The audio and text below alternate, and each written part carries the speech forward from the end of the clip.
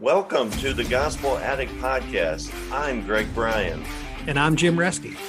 We're gospel addicts because we believe the gospel of Jesus isn't just good news, it's the best news ever. We're addicted to the gospel because it doesn't just start us out in the Christian life, it is the Christian life. Join us as we look at the Bible through the lens of the gospel. Thanks so much for listening. Welcome back to another episode of the Gospel Addict Podcast. I'm one of your co-hosts, Bryan. I'm joined with my other co-host, Jim Reski. Jim, how are you doing right now? Great, Craig. Just super excited tonight to be on the podcast. So cool. Well, we have been discussing the book of Genesis, and we're going to continue that discussion, but we have a special guest with us tonight. My good friend Louie Berrodin is on the show. Louie, just for the audience sake, we want to ask you some questions about your life. But first of all, thanks for joining the show. How are you doing tonight? Fantastic. Blessed indeed. Grateful that you both asked me to join. Awesome. Well, Louie, let me just start us out. Tell us a little bit about your spiritual journey. Like what was your life like before you knew Jesus? So that's a long, deep question. So I'll do the best I can to kind of summarize. But born and raised in Akron, Ohio. Actually, I spent my younger years in Cuyahoga Falls before he moved. But my mom and dad was a bar owner. So you can imagine some of the things that come along with a fellow being a bar owner. So my dad was both an alcoholic and a drug addict. And my mother, she was the opposite end of the spectrum. She was the conservative registered nurse. So we had the enabling nurse and the wild bartender. So, and I was raised in a family, and I applaud my parents because I believe they did the best they could to point me to the truth. But ultimately, just through their upbringing, I think that was blurred a little bit as to what they perceived as being the truth. I was raised Catholic. Spent many, many years going to Sunday school. In fact, I went for two reasons. It allowed me to have a safe place on Sundays for a couple of hours. And two, it allowed me to spend time with my friends. And I would say the third reason, ultimately, I was, even at that point, seeking. I had a very strong desire and I wanted to know the truth. So ever since I was a child, I've been rather brash and bold with the truth. Regardless of the consequences. I was the child that when asked a question, I always told the truth regardless of the consequences. So, but, as I continued those years being raised in that fashion and form and going to Sunday school, I was inquisitive and I asked questions, but as far as my house was concerned, we had a Bible. It's about 18 inches thick, your typical Catholic family Bible. And the only time it was really open is if we had a specific assignment or a project for Sunday school. I asked a lot of questions at home. I never really saw a family member pray. I never really saw a family member read the Bible. And with a lot of the questions that I asked, I was generally directed back to the church and was told to ask the priest. So, but ultimately, overall, growing up, I was a pretty good kid. 18s when things started to shift or change a little bit. Different friends that I had and influences, and of course, seeking approval. Where I didn't really receive a lot of approval from my family. I started to seek approval sometimes in the wrong friends. And the first time I really stumbled was probably about the age of 18. It was sexual sins. It was the first time I made a decision because I felt like less of a man trying to please men instead of honoring God. And ultimately, that's where things started in that fashion or form. But at the age of 17, I was working full time for my father in my family's bar. And so to be 17 years old, I was being exposed to a lot of things. So I can't imagine what that would have been like. Now you and I have something in common, and that is I believe you don't drink alcohol. I have never drank, I've never smoked, I've never done drugs, I've never had a cup of coffee, and I quit drinking pop when I was 21. Man, that's a lot. That's a lot. But God's grace. What's really amazing is to think of somebody who's worked in a bar and never touched alcohol. That's Well, I touched alcohol, but most of the times it was accidental. Gotcha. So you Gotcha. pick up the wrong glass sometimes when you're tapping a keg, that pressure. So there was a few times I did taste it, but it wasn't intentional. That's funny.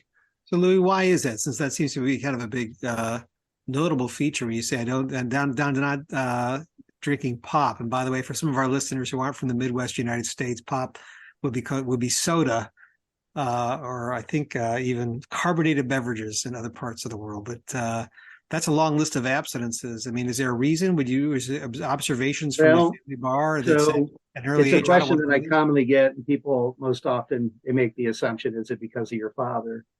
So my dad, imagine any kind of a compulsion or addiction, he had them. Yeah.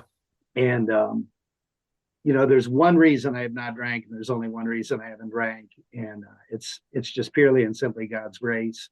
I can honestly say to you, the only reason I've never drank is because I've never had the desire. So I am the first Berrodin male in 4 generations that's not an alcoholic. Wow. So, Wow. Man. So what was the turning point in your life that so you told us a little bit about what your life was like before you found Christ. well, How I did didn't you find him. He found me. Right, right.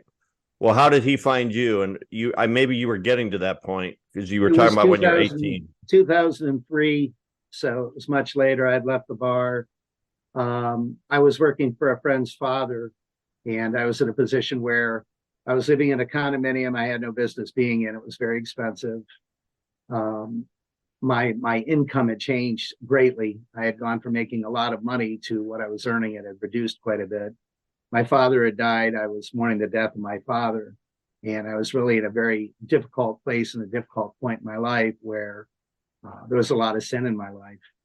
And it was a Thursday night. I don't know how I could tell you that, but I do know it was a Thursday night. It was in the summer before fall. I wish I knew the date, but I was in bed and something compelled me to get out of bed. It was probably around 2:30 in the morning, and I took 3 steps. The only light in the room. I love telling this part of the story because it dates me, but my digital alarm clock was the only light that was in the room. And I just remember taking about 3 steps, and someone had pushed me from behind my kneecaps, and I fell to my knees. And when I fell to my knees, I just started to weep. And I turned and I crawled back to the edge of the bed, and I cried out, God, I don't want to live like this anymore. Save me.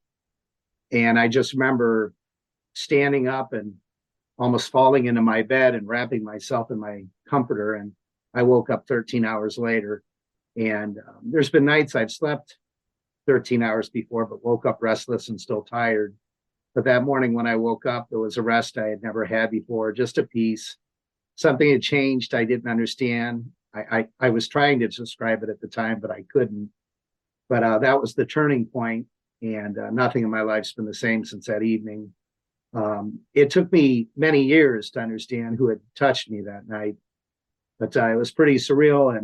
And I was not going to church. I was not reading the Bible. I certainly had no one ministering to me or preaching or teaching me the gospel. The furthest thing from it, I don't know that I had a Christian within 100 miles of me. So, and that's what's so unique about my conversion is, and through his grace and by his grace, he came to me. Wow. It's amazing, Louis. Was that like a low point in your life, or you felt like there were things going on? It sounds like it was a little bit of desperation you're in. You felt that tap from behind, and the immediate response was, you said, God, I don't want to live like this. Save me. Save me. But there's something in your life at the time I want to change. I want to be saved. I want to be rescued from something. It sounds like, anyway, the way you describe it. So the story I think of in scripture, I remember the first time I read it, the smile it put on my face. You read about the terrible storm, and you have to take into consideration these were veteran, seasoned fishermen. And the storm was so overwhelming that they were terrified. And I try to imagine these men, their daddy sleeping in the bow of the boat, this person of influence or power or authority, and almost a fear to wake them up, but ultimately they do. And Jesus, of course, was just resting and sleeping in the bow of the boat. because of his trust in the Father. And, of course, he walks out, whispers, and calms the seas. Who is this man that whispers and calms the seas? So, and, I'm just grateful. I mean, at that point, was it difficult? Of course it was. I think one of the most dangerous things in life in the world is when things are going very well. I commonly like to ask people, what are the three things in your life, events that have made you the person you are today? And I preface by saying, don't overthink it, because people tend to dwell on it too long. And really, I just want the impulsive answer. And in most situations, occasionally somebody will surprise me and they'll start by saying, my salvation, coming to know Jesus Christ. But that's an anomaly. Most of the time, the responses to the question are generally the three most difficult things they faced in their life. So, and we have a God that loves us, and it's hard to understand sometimes why there's trials and suffering. And the Lord doesn't always cause them, but he allows them. But what he promises is that he'll use them for good. Sounds like he was using it for good in your life to kind of create in your heart some kind of desire to reach out to him. A friend and I, we used to talk about things. It's like wine. If you take something and put enough pressure on something, grapes, for instance, it makes something much sweeter.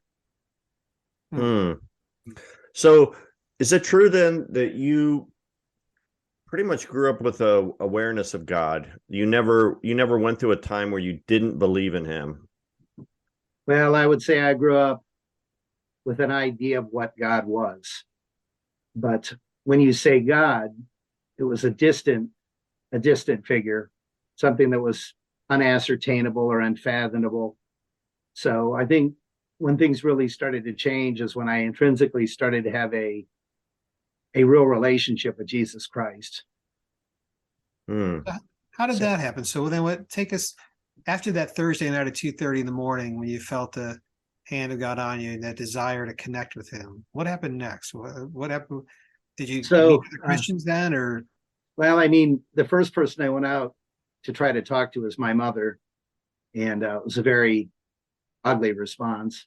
It was legalistic and superficial and questioning my decisions, and so that was really overwhelming.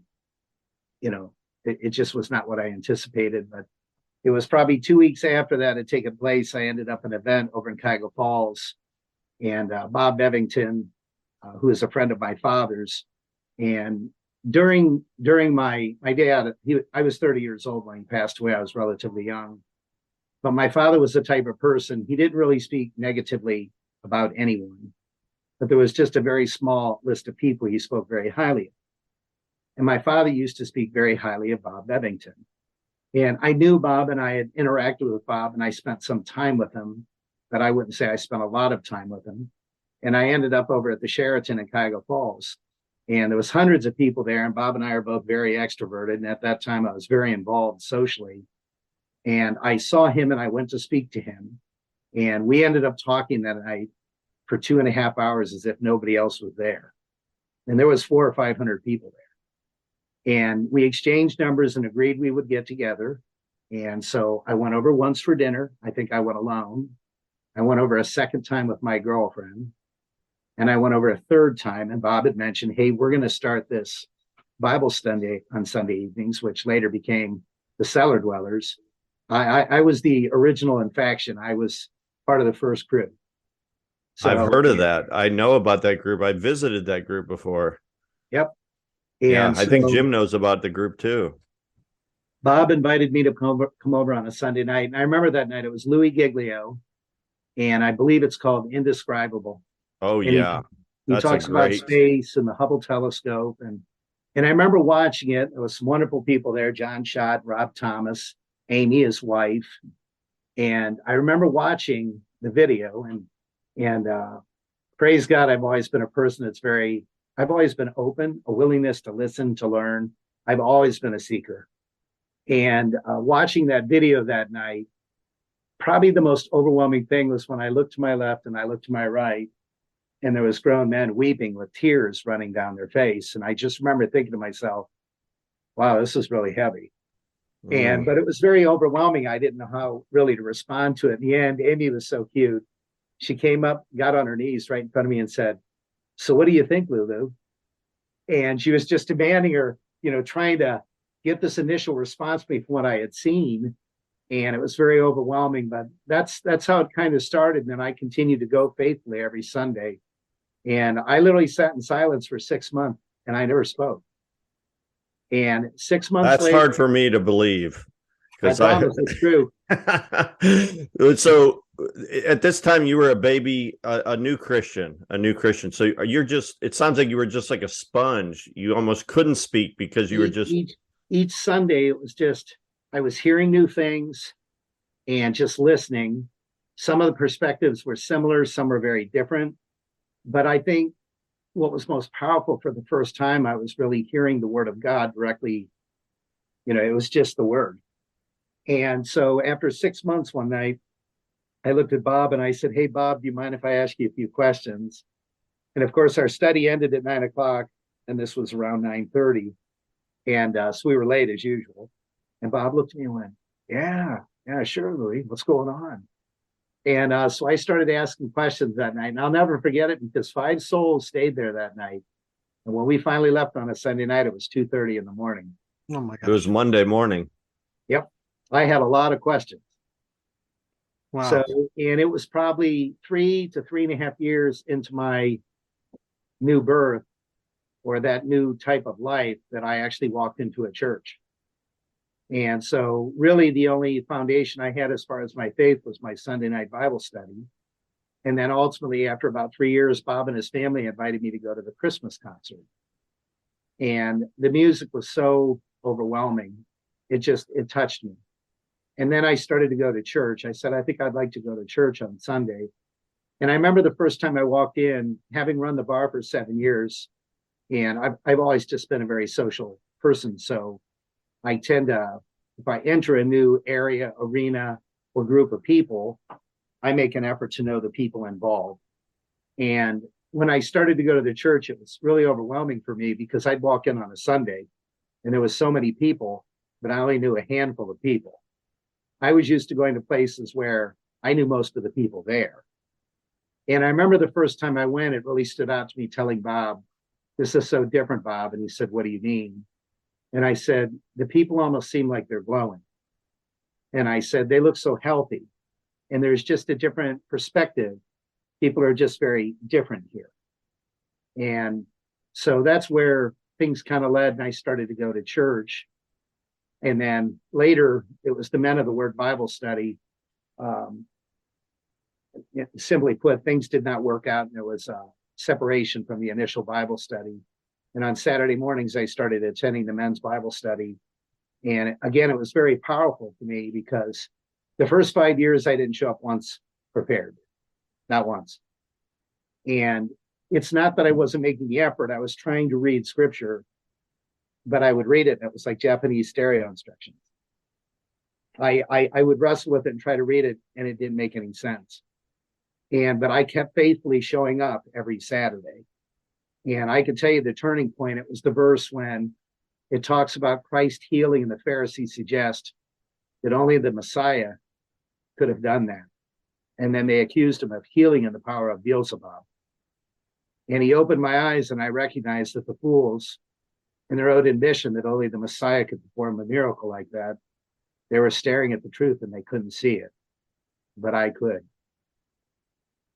And it was a turning point for me. And that's when I started to be much, much more deliberate about reading. And when I started to read, it started to make sense. He started to reveal himself to me.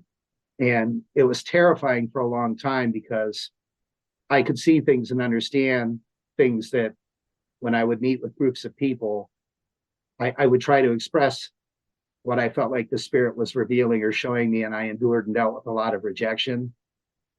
And I was attacked, to be frank with you. And Saturday is the one place that it's been consistent and faithful where I've been able to show up, and my responses haven't always been right per se, but it's what the Spirit has revealed to me. And it's a place where I've always felt safe, where I could express, or share what I felt like the Word was speaking to me in my life. And as a result of that, it started to embolden me. I felt more comfortable sharing the things I was seeing and professing the things that I could see in his word. So 2015, I got involved 2014 in prison ministry. And this was very powerful. There was an inmate that I had sponsored that weekend, and it's what's called open mic. And imagine it's almost like the woman by the well. They have a chance to go up and freely speak into a microphone and share their testimony. And this fellow went up and in front of all the inmates, he said, all my life, I've known Jesus Christ was my savior. But it wasn't until this weekend that I knew he was the Lord of my life. And he took his hands and he extended them like this. And I remember watching, and I don't know if anyone else could see what I saw that day. And he tilted his head, and I could see Christ crucified. And it's hard to explain some of these things, but I left, and that was a Sunday, and that Tuesday night at my weekly Bible study with Marshall and the crew, Marshall Brandon, I looked at Marshall after the study. This was not premeditated. I looked at him and I said, hey, Marshall. And he looked at me, he said, yeah, Lou. And I said, I think I need to get baptized. And he said, okay, that big Marshall smile. And he said, let's pick a date. And I had the privilege when I got baptized, I had 4 converts that got baptized with me that I had the privilege of leading to Christ. So 2 of them were co-workers, and the other 2 were individuals that had lived here in my home. That's so amazing. Well, I know that one of the things I really love about you is your passion to tell other people about Jesus and what he's done in your life and how he can change their lives. And I know you got a really unique ministry going right now. So I'm going to kind of jump ahead unless Jim wants me to. Go ahead, Jim. Yeah. Before you do that, we'll get there in a second, but I just want to connect a couple of dots for some of our readers, because this is amazing, Louie. What an incredible testimony. You talk about Bob Bevington. That may be a name that a lot of our viewers don't know, but Bob's actually a good friend of both Greg's and mine. And last episode, Greg, we were talking about the book that I'm working on in the draft. Bob is actually he's an eye doctor, but he's also a Christian author. He's published 5 books. And so if you search for Bob Bevington, you'll see his Christian books. For example, the Bookends and among other books, and the Red Like Blood. Also editing. I've hired him as to be the editor of my book. And so he's given me help. And so give me holding my hand along the way to kind of get mine in some form that can be published as well. So but Bob's such an incredible soul, and also connected also to my wife's family, because Bob was at a low point of his life. My wife's father reached out to Bob, and so kind of really helped him when he felt like an outcast of the church, and I really connected with my father-in-law, who was able to be instrumental in Bob's life. And then the way you were describing your story, Lee, about how your father had said, there's a guy I respect, and that was someone you knew to go up to and talk to. Just so many. So Bob, ironically, was probably in one of the lower points of his life when he was spending time with my father. But I suspect perhaps the Lord may have been using that, because although he was going through trials and struggling, there was something that my father saw. That's my hope and prayer. Yeah. That's cool. Yeah, so that's really cool. And then the other, just to connect dots for listeners, that's one. And then you mentioned the Christmas concert at our church, but also the study, the Men of the Word study. That is the study that Greg and I often talk about, that we're preparing for, that we're even tonight, if we get to the passage, we're doing this in preparation for that very study, the Men of the Word Bible study that at our church. And it's a large part of our theme of our podcast is that we talk through these passages in anticipation of teaching on them at the Men of the Word study that meets every Saturday morning. So, and you've been a faithful participant in that long before I did. I'm kind of the newbie still. I'm just glad to be there. I feel lucky to be grafted in, so to speak. So to be tolerated and be able to be there. So, but yeah, so I didn't want to interrupt, but I want to just connect some dots for our listeners, because it's and then you mentioned Marshall Brandon, and Marshall also for our listeners is a published author. He just published a book. Marshall was a former Black Panther, is an incredible testimony, and rebel from the 60s, and came to know Jesus. and was a pastor at our church for a long time. Also, a good friend of my father-in-law's, and my father-in-law wrote one of the comments on the back of his book in the book jacket. So lots of connections there, Louie, to your life. It's amazing how the Spirit works and moves in our lives. That's cool. I do want us to get into the Word a little bit together. So finally, Louie, just let's jump way forward to like what's happening right now in your life and how the Lord is using you. Tell us a little bit about the ministry you got going on with your Airbnb, and if you have. So I have a bed and breakfast that's here in Highland Square in Akron, Ohio, and it's interesting how that worked out. I actually bought this house when I was 20 years old, and I bought it because it's just simply a block away from my family's bar. So, and that's what compelled me to buy this house. And fast forward 32 years later, I thought I would purchase this home and stay a year or two, get another house, and I wanted to purchase rental properties. And obviously the Lord had different plans.